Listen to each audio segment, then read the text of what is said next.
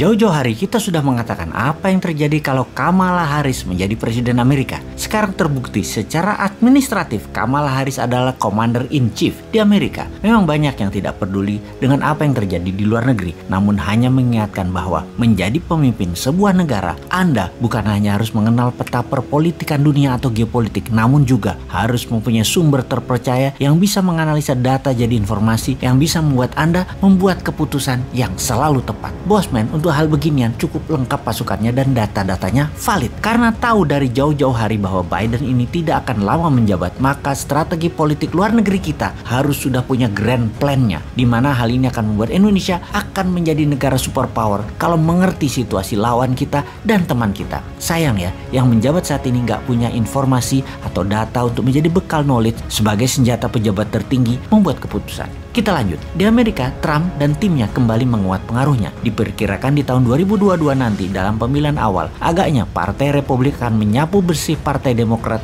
di Senat dan di Kongres. Trump saat ini adalah pengendali Partai Republik di Amerika. Kemungkinan besar kebijakan Amerika di tahun 2022 adalah mulai serang Tiongkok secara lebih frontal. Hot war akan mungkin terjadi, walau dunia lebih senang dengan Cold War, perang spionase, perang intelijen, perang dagang, perang cuaca, namun agaknya hot war bisa terjadi dan ground floor-nya atau battlefield-nya adalah Taiwan. Kita semua mengetahui setelah Tiongkok meluncurkan virus kemudian muncul vaksin dan kemudian PCR. Di Indonesia doang sih PCR, kalau di negara lain PCR itu buat yang sakit. Di sini di Indonesia PCR tuh buat semuanya, yang sakit terutama yang sehat. Semua itu lebih kita kenal dengan istilah pandemi. Ini semua adalah masalah demand dan supply. Dalam bisnis, kemampuan create demand adalah kunci sukses. Untuk pandemi kali ini kita tidak usah jelaskan mana yang supply, mana yang demand. Anda pasti sudah pinter. Kemudian masalah climate change. Ini hanya akal-akalan istilah. Lebih tepat kata-katanya bukan climate change, tapi climate warfare atau perang cuaca. Perang cuaca juga merupakan rencana bisnis, yaitu create demand dan menyediakan supply. Kita semua tahu cuaca ekstrim tercipta akan mengakibatkan kekurangan pangan di seluruh dunia. Kita menengok sedikit. Artificial food berbasis plant atau tanaman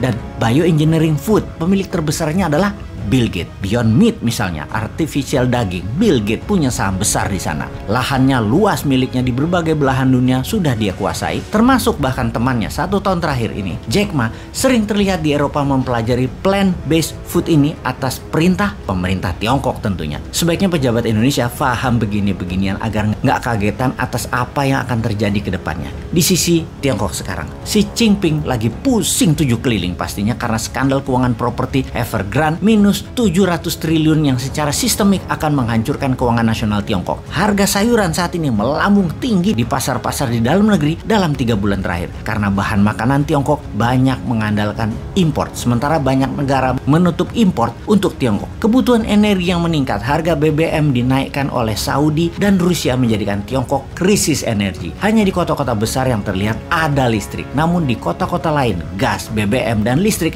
bermasalah besar di Tiongkok. Aktifnya mesin-mesin produksi ternyata membuat cuaca ekstrim terjadi di Tiongkok yang menyebabkan polusi berat hampir di semua wilayah pantai timur Tiongkok. Efek gejala memburuknya keadaan dalam negeri tersebut terjadilah panik buying di masyarakat saat ini. Rencana Xi Jinping untuk tidak kehilangan muka di dalam negeri, yaitu Tiongkok berjanji akan melakukan aneksasi atau penggabungan Taiwan, agaknya akan menjadi isapan jempol. Tiongkok tidak akan punya kekuatan logistik diperkirakan untuk menyerang Taiwan. Makanya kalau Newman jadi Commander-in-Chief di Indonesia, maka seluruh produk yang menuju Tiongkok alias barang ekspor ke Tiongkok seperti batu bara, nikel, dan bahan baku lainnya ditahan, jangan dikirim. Maka Tiongkok pasti panik, akan bertekuk lutut itu Tiongkok di depan Newman. Lalu seperti Putin dengan Trump, dijadikan Trump Presiden Amerika di 2024 dan Indonesia harus bermain. Jadikan Trump di tahun 2024 Presiden Amerika, namun pastikan hutang IMF Indonesia dinolkan, lunas. Tirulah cara Putin tersebut. Lalu apa yang kita lakukan? Cyber army para buzzer akan dipakai untuk memainkan ke negara adikuasa tersebut, yaitu untuk memenangkan Trump. Sesekali kita pakai cara Rusia gitu loh, hajar Tiongkok gabung Amerika, namun Turki